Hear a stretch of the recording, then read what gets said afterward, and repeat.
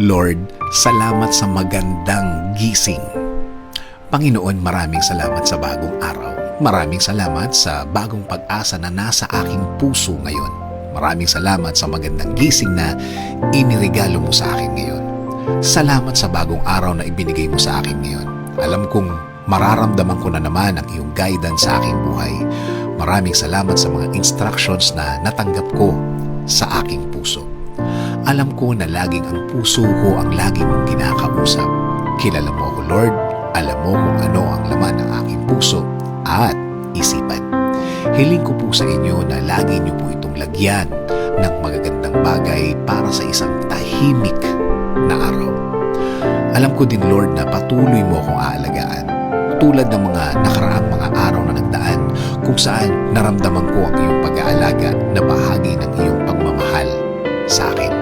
Salamat din, Lord, dahil babantayan at bibigyan mo ng pag-aalaga at proteksyon ang lahat ng miyembro ng aking pamilya sa lahat ng oras at sa lahat ng araw. Oo, may mga problema din akong mararanasan pero sa blessings niyo pa rin ako magfo-focus hanggang sa matapos ang aking araw ngayon. At tulad kahapon at noong mga nakaraang mga araw, I know that you will provide for me.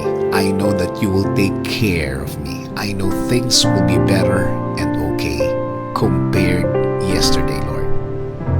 Alam ko din na ang dala ng bagong araw na ito ay bagong pag-asa, bagong pagpapala, bagong mga opportunities, right people that you will put in my way so they can be a good influence in my life. Salamat din, Lord, sa mga bagong bagay na aking matututunan sa araw na ito. Alam kong patuloy mo akong bibigyan ng mga bagay at aral na makakatulong sa aking pagkatao.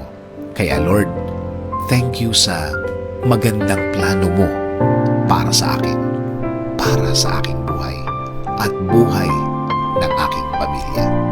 Alam ko na ang plano mo ay mas mabuti at mas maganda sa aking plano. Ini-offer ko po sa inyo ang buong araw ko. Bigyan niyo po ito ng blessings. Bigyan niyo po ako ng bagong wisdom. Bigyan niyo po ako ng bagong kaalaman para sa ikabubuti ng aking buhay. In Jesus' name we pray.